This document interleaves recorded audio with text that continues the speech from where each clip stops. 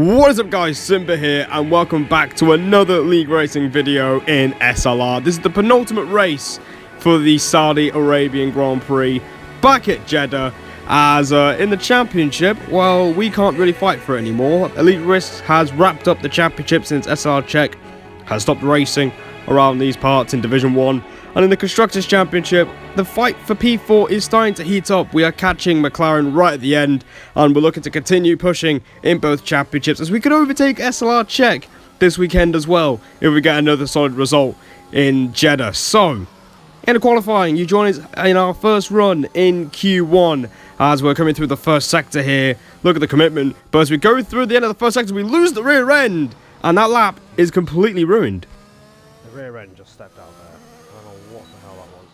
As you can hear me being very confused at the loss of the rear end there. In this race, we were running a different setup compared to the one we had before. It's 8.6 wings, and in hindsight, I wished I changed it to 8.7. Just add a bit more rear stability at the car instead of going with 8.6. So we are going to be a little bit twitchy on the rear end, so that's something we're going to have to deal with for the rest of this weekend. It kind of took a hit to confidence as we cross the line here.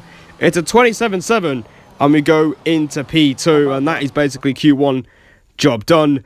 P6 ETR Jensen 2508 is looking quite quick this weekend as well. So, and also I forgot to mention, we've got some Division 2 drivers like CSC Morris Ellis as well. He was looking quite quick as well in qualifying, because we're going to try the medium tyres here, and this lap was okay. I guess, as you can see, Ellis 37 does the fastest lap of the session, as we go P5 on a set of mediums, and eventually we have to go and use the soft tyres to get into Q3. I knew this was going to be the case, so I'm not too frustrated about it. As here we go then, over a second up as we cross the line. It's P2, 200s behind ETSR Jensen, as yeah, he stopped Q2 as well. So he's looking really good, but I think we still got a few more tenths to find in this qualifying session as we go into Q3. This is our first run of the session, as Quattro lays down the gauntlet with a 27.4 as we come through towards the final corner, making sure we don't do a Verstappen going through this last corner. As you can see, third gear, nail the apex, nail the traction, easy as you like. And as we cross the line, what is this going to be for our first run in Q3? It's a 27.2. 0.2. And you heard me there just say 0.2, but that's because of this setup change, I actually feel like we can get into the 1 minute 26s. So that's exactly what we're going to try and do in this final lap of qualifying. Let's see if we can get our first pole of the season, and it would be a long time coming if we end up getting it here. Through turn 1, literally on the limit through those two corners. Short shift to fourth gear to ensure that we don't lose the rear end on the traction, as we are just half a tenth up as we throw the car in through these few corners. It's absolutely brilliant. We're a tenth up already, and we make sure we do not lose the rear end. And look at the commitment through this first sector. It's looking absolutely brilliant right now as we do a 30.0. We are nearly 3 tenths up already. We go a little bit wide through this banking section, but that's fine. We keep going in 5th gear up to 7th gear. Now coming through this fast chicane, very easy to invalidate lap. Open up the entry, 5th gear. As we keep in 5th, we do miss the curb a little bit, but that's fine. But look at the time we are gaining here. We are 3 tenths up at the minute. As we'll see the sector 2 split, we are 3 tenths up on Jensen. But as we go through turn 22, no. Oh, we invalidated. We've actually invalidated. We've gone purple in both sectors, but we might have enough time for one more lap. Or do we? Because we're coming through turn 27. Now I'm realising, oh no, hang on. We might not have enough time for this. We're dropped down to P4 as Ham does the fast lap. Are we going to get to the line to start our final lap? Wait. No! Damn it, man. What is... Yeah, the answer's no. The answer is no. Yeah, we've basically bottled it here. Qualifying is really proving to be a mental block for us. We just can't get it together. We just can't clutch up in qualifying. And we're starting 5th place here today. We've gone from P2 to P5. And this one's really painful because we could have easily got pole position if we just got turn 22 right. But we have to carry on, and I'm gonna say this now, I'm driving with quite a lot of frustration, which explains the title of this video. So this is exactly what not to do in a situation like this, as we go to 5 red lights for the Saudi Arabian Grand Prix. The penultimate race of the season is underway, and we're looking to immediately pass LS37 in as a Division 2 step up here this weekend. As we go round the outside, we turn to the inside, we make a bit of contact with the Ferrari driver, but on the traction we get the better line. Again, we're keeping it nice and close with the Ferrari, but through the next corner we get the position, and that was crucial because he is a Division 2 driver, not looking down on any drivers in lower divisions, but we're faster. So it was very important to get that move out of the way, and we are up in a 4th place. That's exactly what we needed to do. As you can see, the gap is already 8-9 tenths going at the end of the first sector, and you can hear me in the background saying that's exactly what I needed to do, as now we can focus on fighting the leaders. As you can see also, our teammate SLR Van Dorn is already 1.7 seconds behind. 1.7 seconds behind us as we end lap 2. And look at this, we've got action at the front as well. ETSR Jensen is challenging the 2 Alpines already, so it's all kicking off already in this Saudi Arabian Grand Prix. It's an Alpine 1-2 as we set the fastest lap of the race, and look at this, Jensen trying to find a gap, and there's absolutely no room there, going 3 wide, as we could cash in, but we need to make sure that we keep it careful as well, because we're still on lap 3. DRS has just been enabled, but one thing I need to say here also, it's because of this low downforce setup we have, you can see our ERS is at 93%. So we've got a massive advantage in ERS management. So we should be able to fight at the front here. As we cut to the end of lap 3, we are still chilling in P4 with a bucket of popcorn, as these 3 are really fighting each other for the lead of the race. It's absolutely brilliant to see here in Division 1. 3 cars going for the lead of the race, and they're going 3 wide down the straight. As you can hear me say, oh my god, they're going 3 wide down the straight. As going into turn 1 as Jensen might be able to pass both of them. Ham tries to get a switch back. We can't do anything here. These guys are fighting each other, and Jensen's through. As you can hear me say, impressive, as Levy King is really struggling, and now his teammate SLR Ham, returning here in this race, has also passed the pole sitter. He's really struggling here. He's been absolutely bamboozled, and now it's our turn to overtake the Alpine.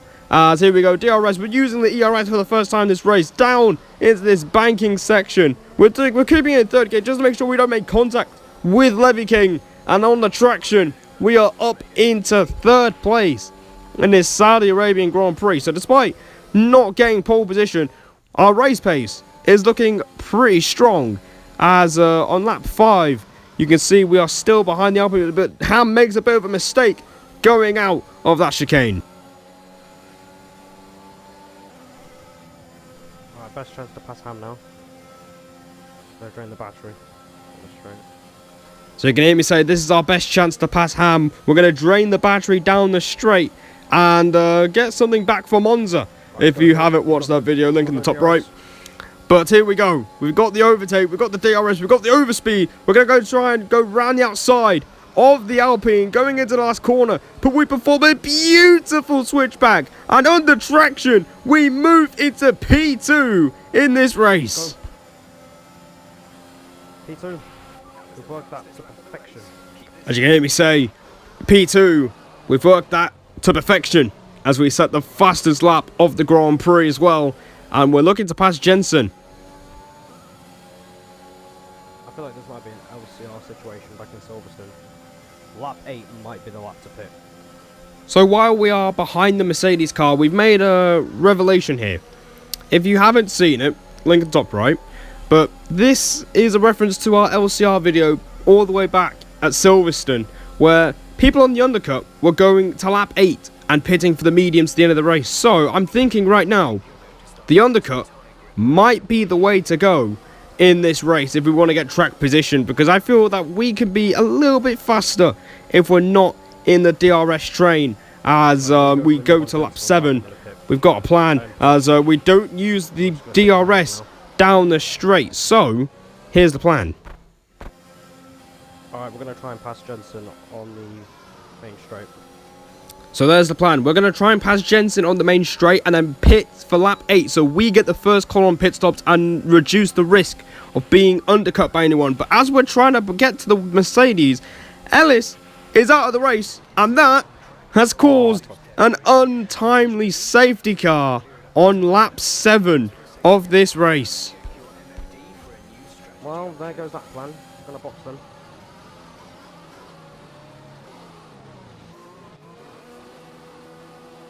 Damn it. We could have passed him. I should have literally gone for it.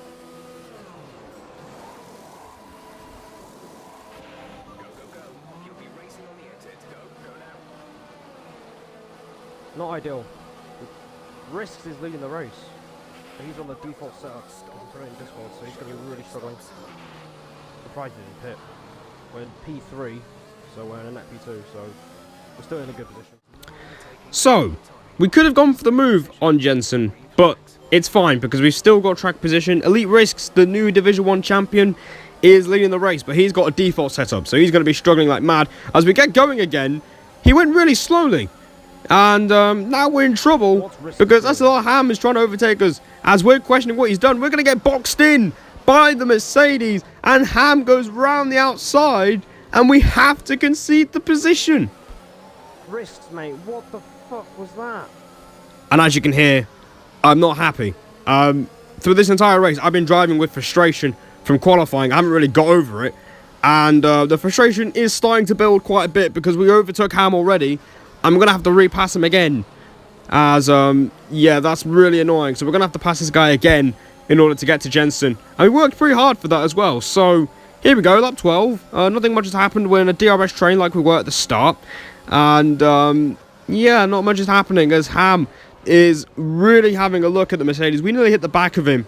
But ERS management is still good. But behind us, SLR Quattro is right behind us. And he came out of nowhere during the safety car period. So he's going to be quite the nuisance for us towards the back end of this race because we're going to the end of the race.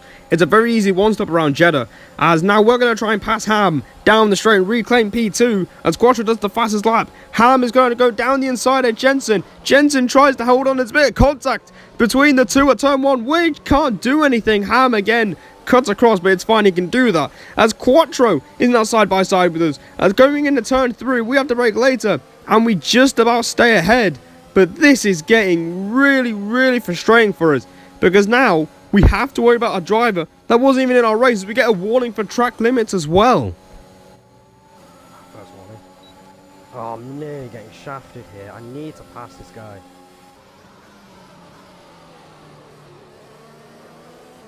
Oh, he's passing Jensen as well. I'm keep getting boxed in. So as you can hear, I'm getting pretty frustrated as Ham has just overtaken Jensen. I keep getting boxed in when these guys go side by side. There's nowhere to go, but Ham has just run out of battery. You see his red light flashing. Jensen's going to pass him, and we're going to go through the both of them in a 3-wide moment to take the lead of the Saudi Arabian Grand Prix in brilliant fashion. We lead an SLR race for the first time in some time. We are leading the Saudi Arabian Grand Prix and we have to build a gap. And that's exactly what we do by the end of the lap. Because as you can see, the gap is now 1.6 seconds. So we've got a good gap to run with. And yeah, it's looking quite decent for us. We're saying personal bests apart from the final sectors. We do a 30.9. But yeah, I can't believe it either. We're actually leading. So we might have this in the bag. We're just controlling the lead. But this is where things get a little bit pear-shaped. As you can see, we go through the first sector and we get a second warning. What? That is not a warning. As you can hear me say, that's not a warning, but... Okay, Brad, mate, calm down. It is a warning. I had a lapse of concentration. And speaking of lapses of concentration, the next lap, we're still frustrated as we tap the wall, we go wide, and that is a penalty. No! Oh my god, what am I doing?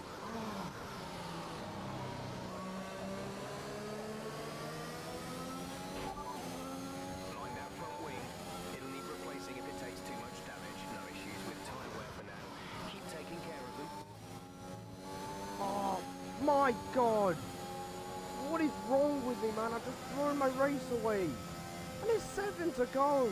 So, lap 18, we've just got a 3-second penalty, and you heard my reaction. That is exactly why I have titled this video the way it is. Frustration is never a good thing in league racing, and as you can see, it's taken over here. And on the next lap, we're very reluctant to do this. You can see here, I'm about to start weaving down the straight, and that means I'm not going to fight you. We've basically just given up the race win here, and the person that we're doing it for, it hurts even more, because if you saw Monza, you know what happened as we let Quattro through. We're not going to intervene with these guys. We're not going to be able to fight them, and there you go. We concede 3 places willingly. But yeah, don't take that attitude. Don't, because it isn't the one to have. You should just keep going, because at this point, I've headed this out of the video. I've just said, come now, just end this race already. It's not a great attitude. That's what happens when you let frustration take you over. So I think it's a learning point for me as well. But through the action, we're able to keep up with these guys, and Ham is AI. And you heard me in the background saying, why is the AI again? Because of Hungary. Levy King is going to pass him. And now, we've got an opportunity to get back on the podium on lap 22. We haven't got any other warnings since. So here we go. We're going to go and off and pass Ham's AI car. And this is exactly what should have happened in Hungary. Overtake on side by side with the AI car. We get the braking. We make sure we don't make contact with his car. And we are up into P3. And we are back in the podium places in the closing laps. And we have to build a 3-second gap. But by the end of the lap, the gap is 2.7. Ham's AI car is really slow. And about Jensen as well, he fell down the order. Apparently, he got front wing damage. So Jensen really unlucky again to be fighting at the front and getting nothing out of it as the laps keep ticking on here. We're on the last lap now, and I'm thinking we can still challenge for the win, hope for something to happen. As there's an AI car coming through now. We're going past the black marker. That's JD Menz as a ghost car. And you're going to hear my reaction. Yeah, I said it was a bit anticlimactic because I thought he was going to try and hold up Levy King or something. But we press on, still in DRS. The nearest car behind us is UK Beast Assassin, 3 seconds behind. But at the front, it's getting pretty spicy. Right, here we go. We're going to see fireworks at the last corner. As you can hear me say, are we going to see any fireworks at the last corners? Quattro side by side with Levy King, and it's going to be close towards the line. And it's going to be SLR Quattro who wins it, and we get P3. P3. Yeah, I'll take it, but I'm not happy at all. That should have been a win. And you hear my immediate reaction after the race. I wasn't happy with this race. I've really, at the time, I felt like I could have got pole position and like by a comfortable margin, and I could have won this race. But in hindsight, you know, hindsight is a beautiful thing in this world, as Quattro celebrates with a trophy. 3rd place is pretty good, considering, you know, we messed up qualifying. We did well. Our race pace was really good. And, yeah, it's a shame about the penalty and the damage. But we still managed to keep our cool head and finish 3rd. But there you go. That'll be a lesson to you. Try not to let frustration get the better of you, just regardless of what's happening in the race. 3rd place is still good. It's our 5th podium of the season. And I've got some exciting news coming up. So, for the final race of the season in Abu Dhabi, I have been given the call-up in the McKeown division. So, I'll be streaming on Sunday at 7 PM for the McKeown race in Abu Dhabi. And I'm also going to be streaming on Monday for the Abu Dhabi Grand Prix in Division 1. So, we've got 2 races to end the season. And as you can see in the championship, Elite Risks is the new Division 1 champion. Congrats to him. He's been absolutely phenomenal. And we're up to P2. So, we've pretty much still top 3 here. As in the Constructors, we are right in 4th place. So it's looking good in both championships. And guys, hopefully you've learnt a lesson. Don't let frustration or any other emotion get the better of you in league racing. And I'll see you guys in Abu Dhabi twice for the end of F1 2021.